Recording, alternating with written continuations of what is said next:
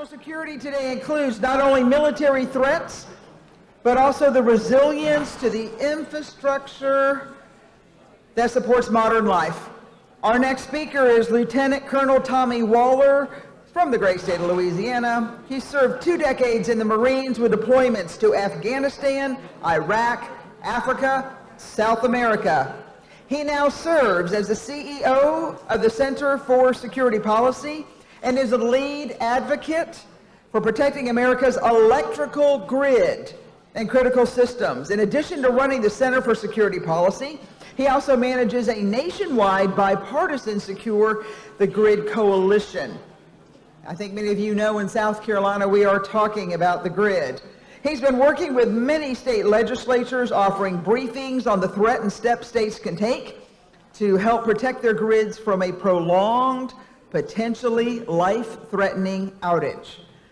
I hope you will join me in welcoming Lieutenant Colonel retired Tommy Waller.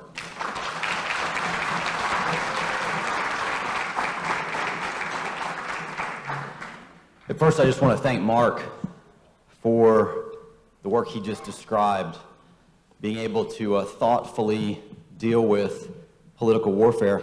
I'll never forget, on a Friday afternoon, I got a phone call from an investigator with the United States Marine Corps IG's office, and he was explaining that I was under investigation. I was commander of the only independent force recon company in the Marine Reserves at the time, and I was under investigation for an anonymous complaint by the organization Mark just mentioned, that I was employed by a hate group. And so, you know, I asked who the anonymous complaint referenced, and he said the Southern Poverty Law Center. Okay, so let me provide the investigator a bunch of information on the Southern Poverty Law Center, which I did on a Friday. That weekend, outside of Atlanta, there was a major facility that the Georgia State Police was building for law enforcement operations. That facility was attacked that weekend. There were cop cars burned and a lot of violence that took place. And we learned Monday morning that one of the people rolled up was an attorney for the Southern Poverty Law Center. So I then sent that on Monday morning to the investigator. That was before my career came to a close during the Biden administration's vaccine mandate. So that's officially what caused me to retire. But I feel extremely blessed that during the last half of my career, I had the opportunity to serve in the reserves and also keep the oath that I took to the U.S. Constitution with the Center for Security Policy. You can see our mission statement there. Ultimately, y'all, I didn't get this job because I applied for it. It was because I finally just gave it up to the Lord. Lord, I don't know what you want me to do, why you called me off active duty, but I give it up to you. 6 hours later, I get a call about a job I didn't apply for at the Center for Security Policy. So that's how I ended up there.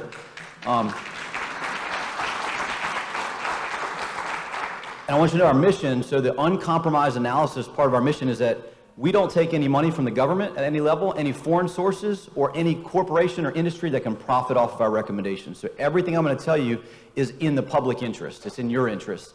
And we address both ideological threats, which is what put us on the radar of some of those political hit job operations, and infrastructure-related threats. I'm going to talk about the infrastructure-related threats today.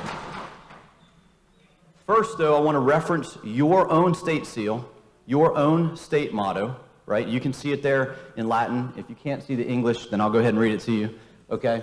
While I breathe, I hope. I'm going to give you hope in this presentation, okay, towards the end.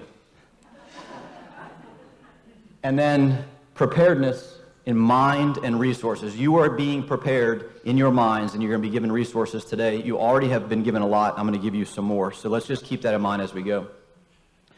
So our electric grid, this is the Achilles heel. This is what our adversaries consider the kill shot for our republic. And so before we get into the details of talking through the electric grid, I want to go to Scripture for just a second.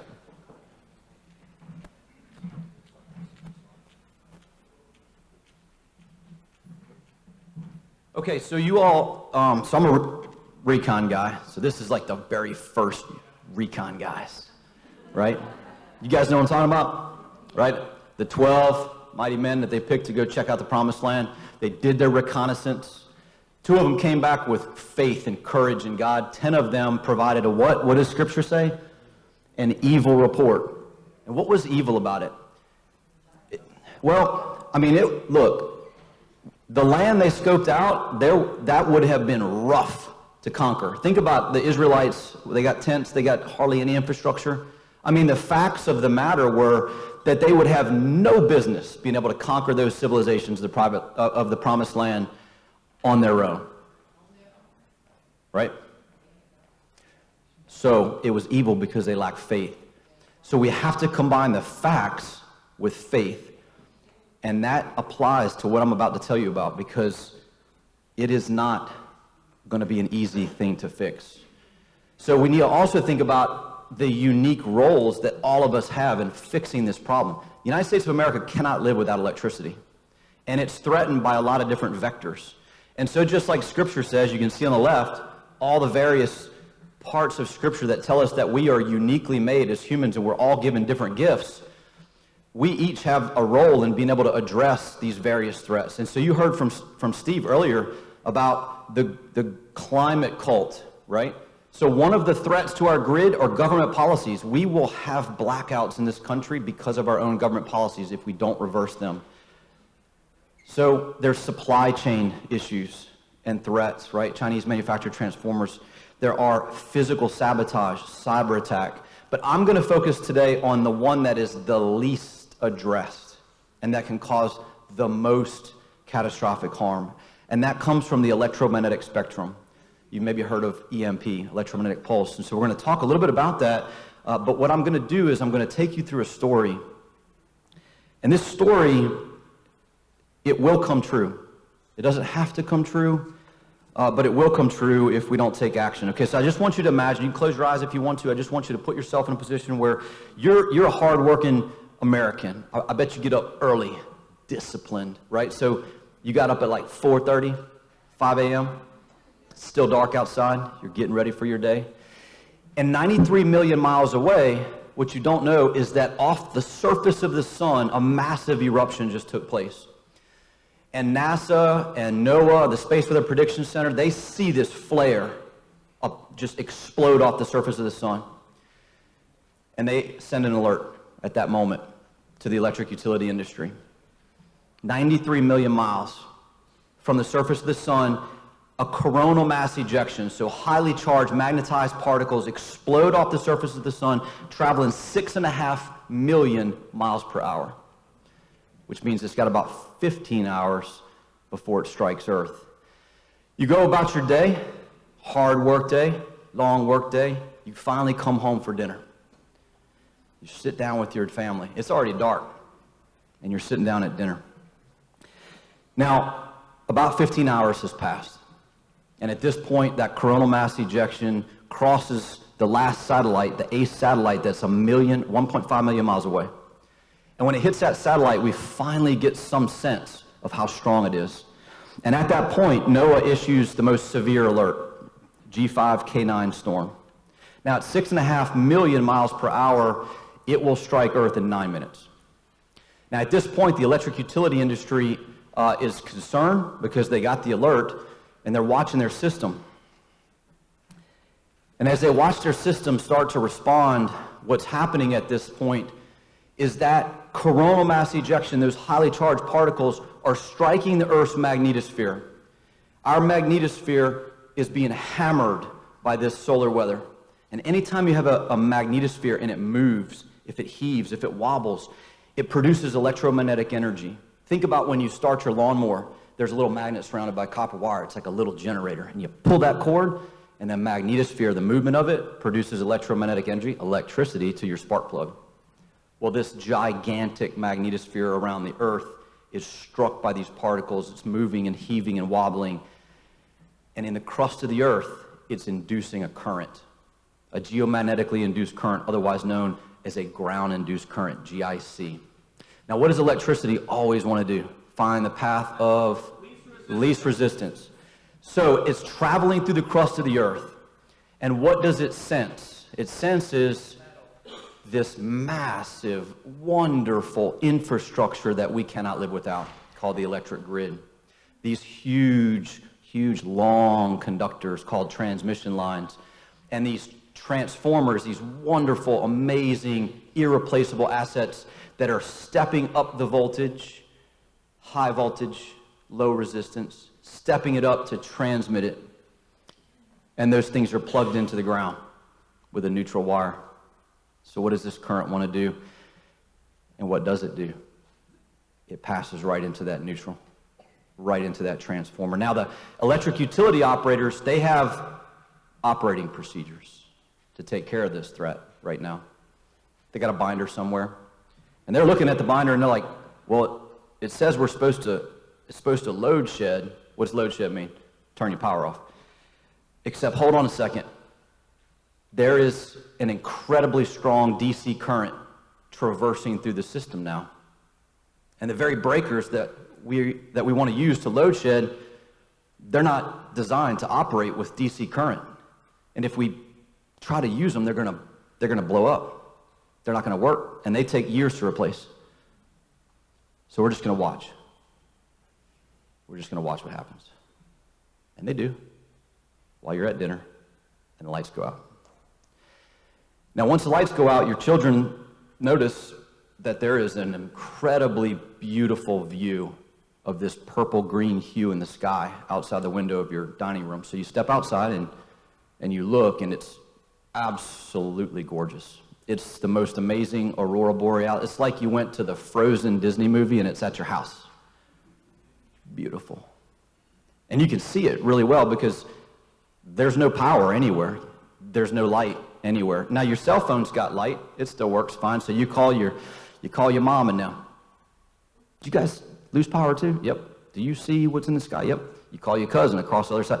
Everyone in the country of the United States of America can see this beauty in the sky perfectly because there's no electricity. And that starts the clock. I'm only going to get into the first 30 days of that clock. The first 2 to 3 days you charge your phone using your vehicle, the gasoline that's in the tank of your car. After about 2 or 3 days, that phone dies. And with it, all of the communication, because the cell phone towers that relied on backup generators run out of fuel. There's a run on everything in the stores. They're only accepting cash because the credit card machines that run off of electricity don't work.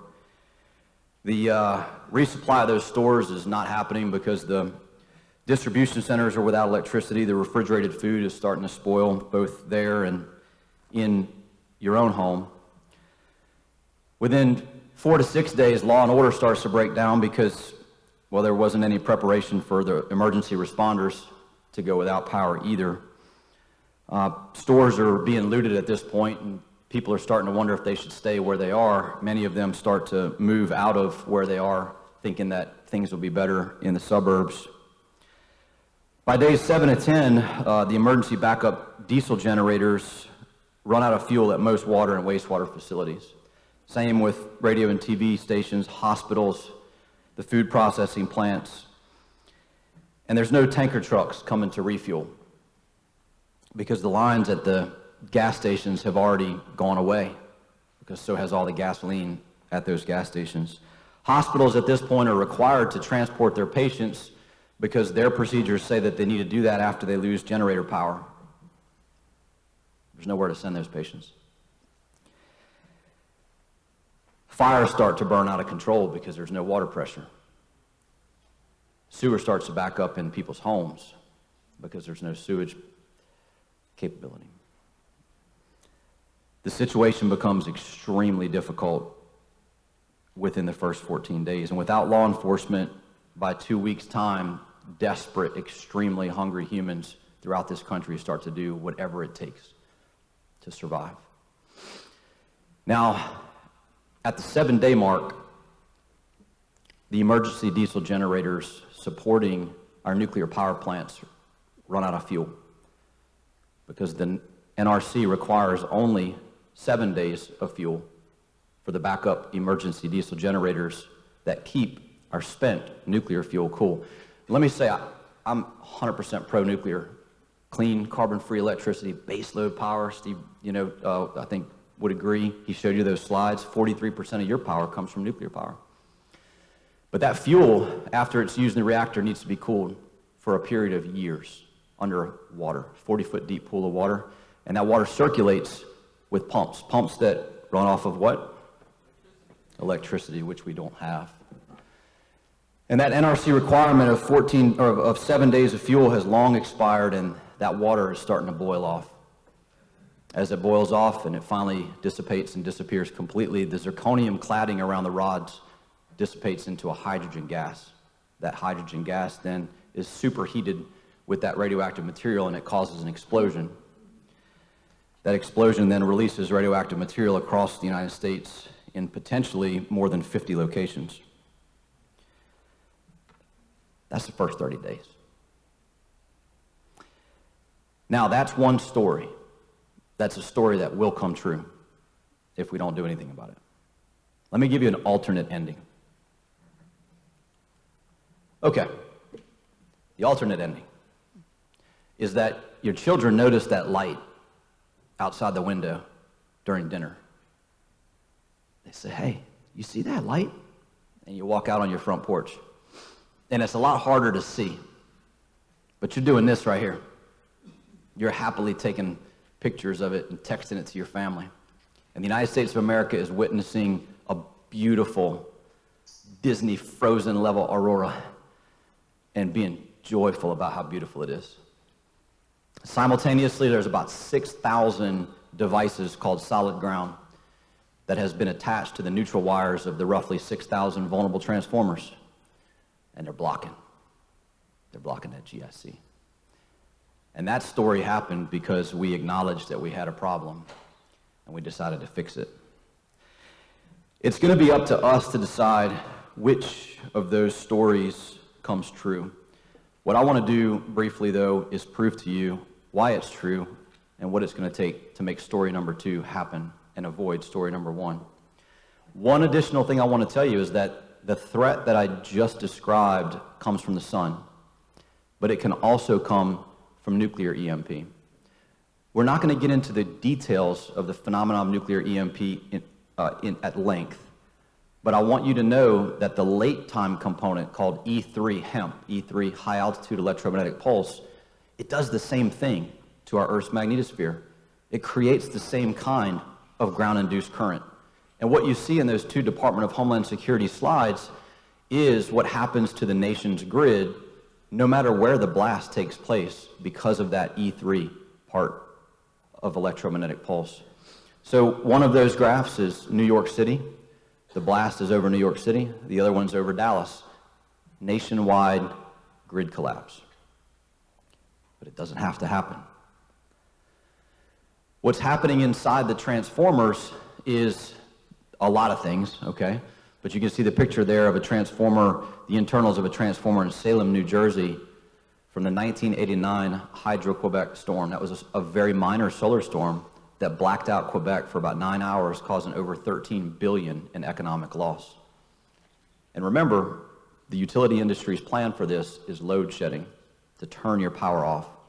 They lost $13 billion in 9 hours. Lockheed Martin, NOAA, and Zurich studied this extensively 10 years ago and found that we're losing $10 billion a year as a country because of routine solar weather. So you guys remember just in the last 2 years, there was a number of solar storms where you saw a little bit of aurora. The lights didn't go out because it wasn't strong enough. But what was happening is harmonics, dangerous harmonics, were passing right through those transformers downstream, causing economic loss and reducing the lifespan of those transformers. And so we're losing $10 billion a year right now from that routine solar weather. Now, the reason why story number 1 is 100% certain going to happen if we take no action can be described in this chart. When we were looking at Steve's charts and the 80-foot wave and the tiny little sailboat, that's where we're at. This is literally an 85-foot wave. And so let me describe this chart real quick. So what you see is the difference between the standard of protection established by the industry, the electric power industry, through NERC, the North American Electric Reliability Corporation, a standard approved by the U.S. federal government, FERC, Federal Energy Regulatory Commission, that shows the level of protection required. Now, there's a scaling factor involved. So where we're at in South Carolina, it's going to be less than 2 volts per kilometer. The volts per kilometer is how you measure the strength of that GIC, that ground-induced current.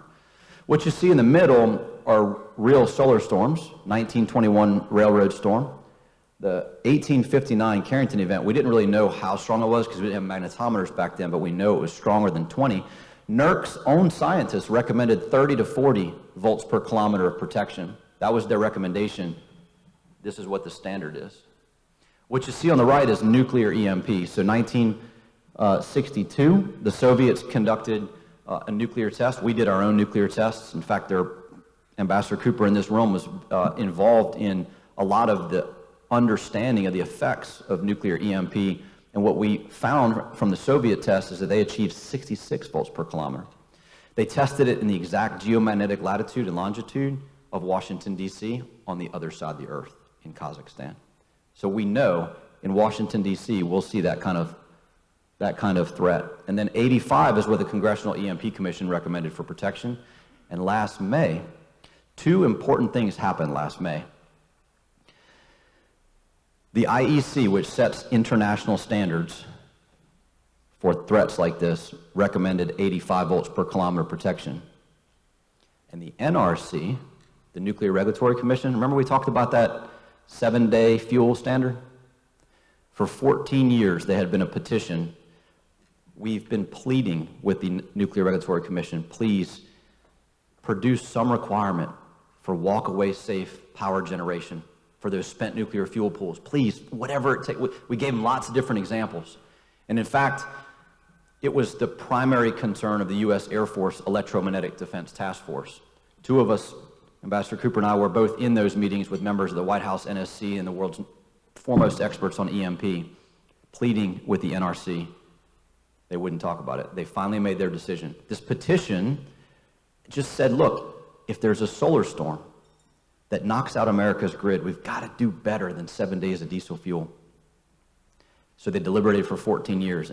And the same month that the International Committee recommended that protection standard, the NRC, they denied that petition. They denied the petition because they said we have an effective standard for solar storm protection that will make sure we never have a grid blackout. That was their decision in May. This is a systemic problem across the industry and government. Catastrophically dangerous decisions being made just in the last year. So that's the 85-foot tidal wave.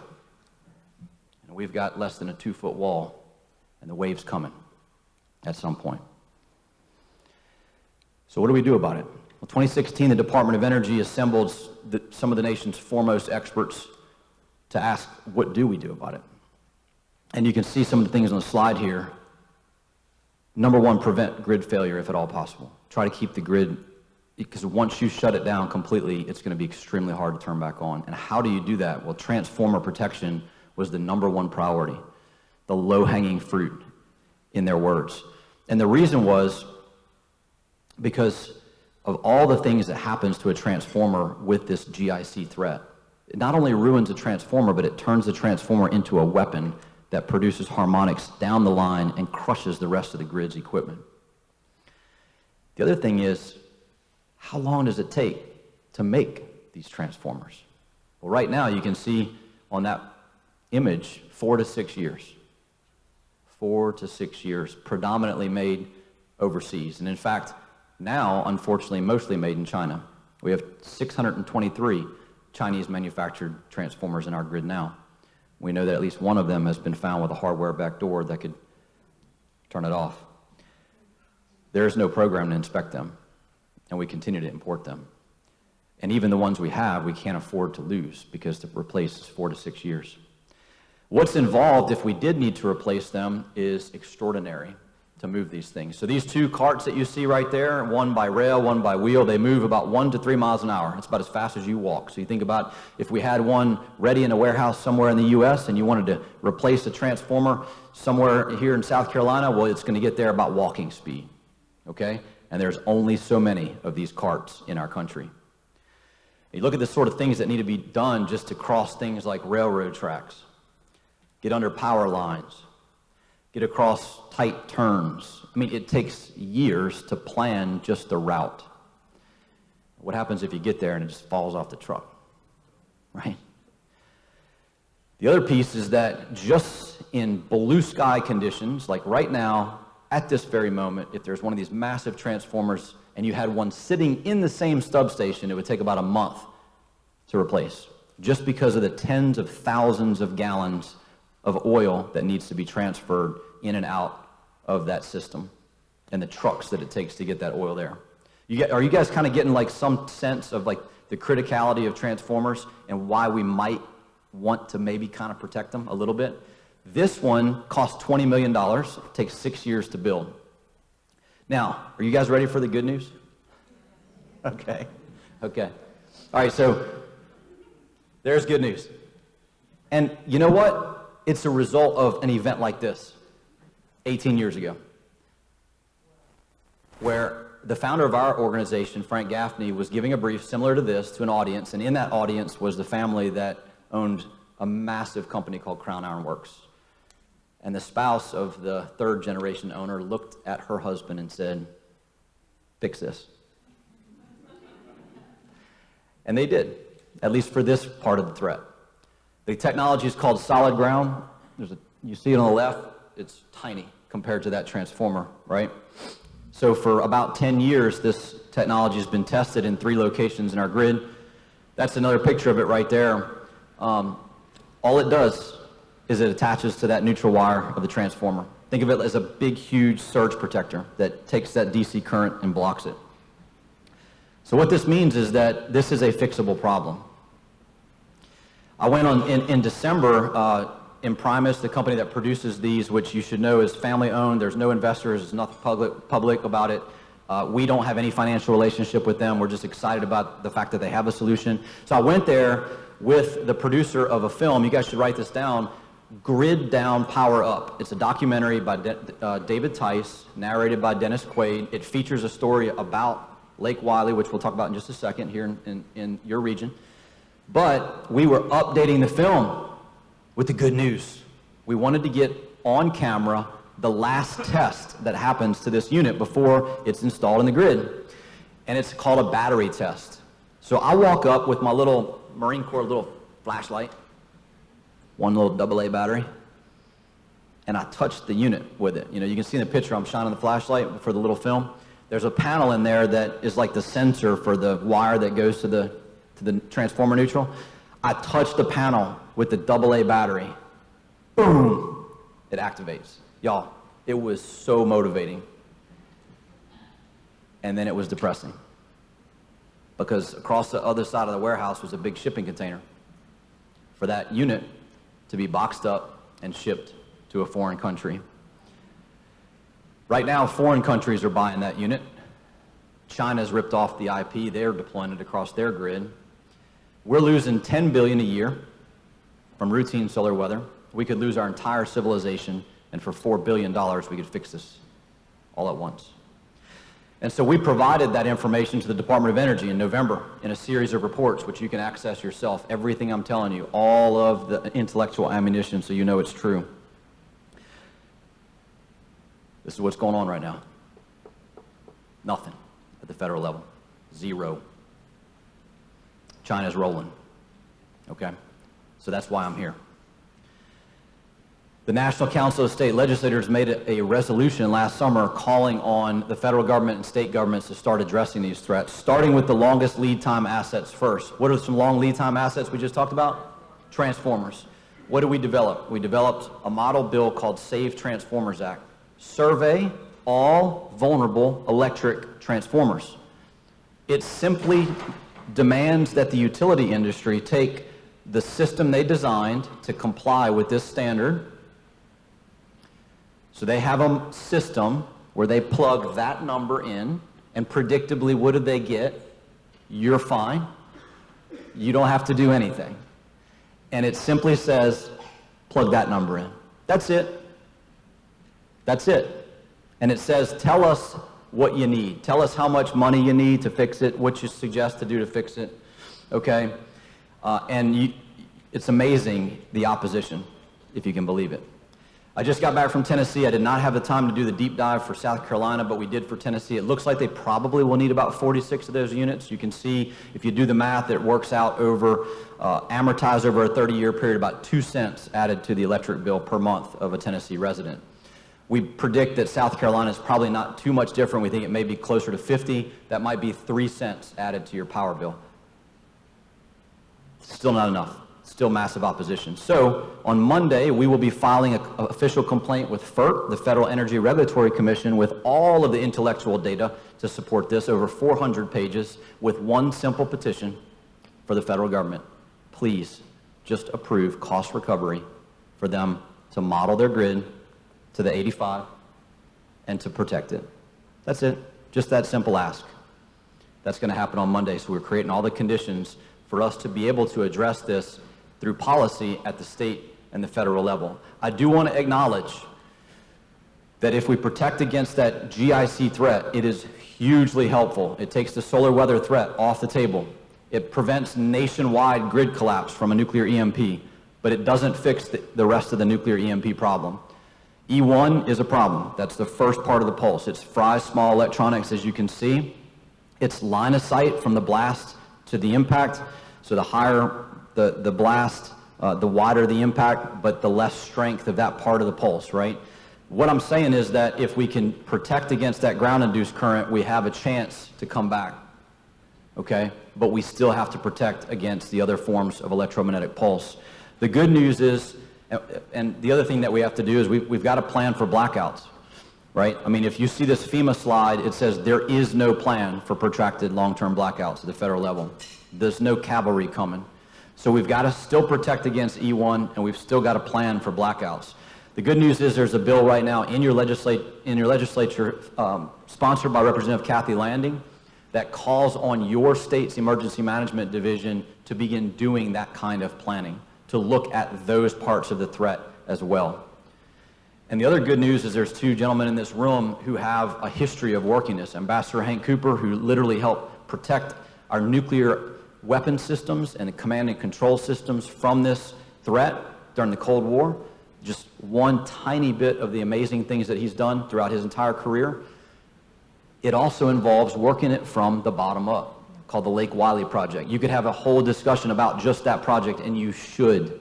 And just know, in this room, you have a man that's already started that from the bottom up.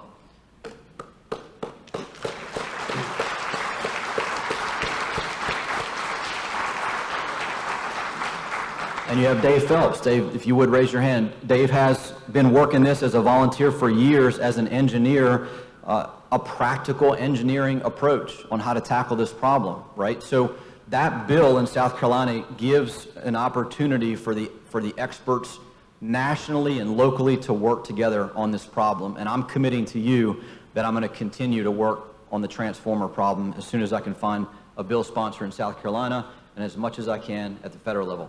Last little piece. I want you to know that I have faith. First of all, faith in God. And second of all, faith in South Carolina. And I'm going to show you that I'm putting my money where my mouth is. Literally. So I'm from South Louisiana, and we own a little Cajun cookware company called the Oyster Bed. And if you go to the website and watch the videos, you're going to get really hungry. We're moving our manufacturing to Clinton, South Carolina, an hour and a half from here. Okay? Because I have faith that you will protect your grid to make sure I can make oyster beds. Okay? So I wanted to let you guys know that there's good news. It's a fixable problem. We've got to confront the facts, and then we have to have faith in God and in ourselves to tackle it. Thank you.